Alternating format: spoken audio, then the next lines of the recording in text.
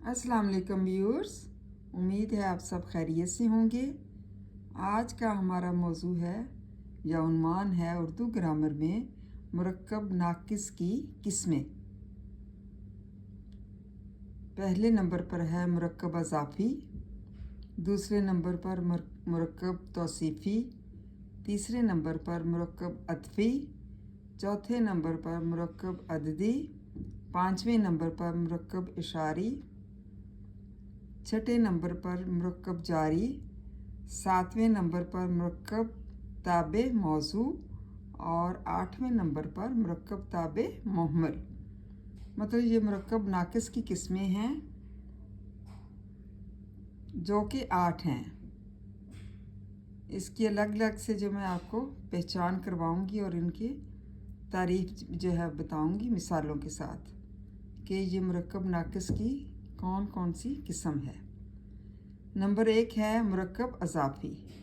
दो इसमों में ताल्लुक़ पैदा करना अज़ाफ़त कहलाता है। मसलन सुहेल की किताब, अल्लाह का बंदा, मदरसे के लड़के। इन तीनों मजमूओं में किताब का ताल्लुक़ सुहेल से, बंदा का ताल्लुक़ अल्लाह से और लड़के का ताल्लुक़ मदरसे से पैदा किया गया है। जिससे ताल्लुक़ पैदा किया गया है वो मुज़ाफ़ अलैह है और जिसका ताल्लुक़ पैदा किया गया है वो मुज़ाफ़ कहलाएगा। इस मुज़ाफ़ अलैह और मुज़ाफ़ के मजमूए को मुरक्कब अज़ाफ़ी कहते हैं। मतलब मुरक्कब अज़ाफ़ी क्या होता है? जो दो इसमों में ताल्लुक़ पैदा करता है और ये अज़ाफ़ी ताल्लुक़ होता है। यहाँ पर मिसालें भी दी गई हैं। सुहेल की किताब, अल्लाह का बंदा और मदरसे के लड़के। इन तीनों जो मजमूए हैं उनमें किताब का ताल्लुक़ किससे है? सुहेल से।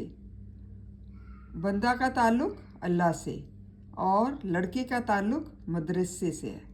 मदरसे से बताया गया है, पैदा किया गया है और यही मुरक्कब अज़ाफ़ी कहलाता है।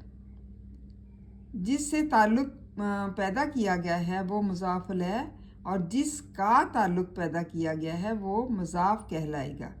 मतलब जिससे ताल्लुक़ पैदा किया गया है वो क्या है कहलाता है? मुज़ाफ़ अलैह और जिसका ताल्लुक़ पैदा किया गया है वो मुज़ाफ़ कहलाएगा। इस मुज़ाफ़ अलैह और मुज़ाफ़ के मजमूए को मुरक्कब अज़ाफ़ी कहते हैं। मतलब ये जो मजमूआ तीनों का पैदा किया गया है वो क्या कहलाएगा? मुरक्कब अज़ाफ़ी। उम्मीद है आपको मुरक्कब अज़ाफ़ी की अच्छी तरह समझ आ चुकी होगी कि मुरक्कब अज़ाफ़ी ग्रामर में किसको कहते हैं। थैंक यू एंड जज़ाकल्लाह खैर।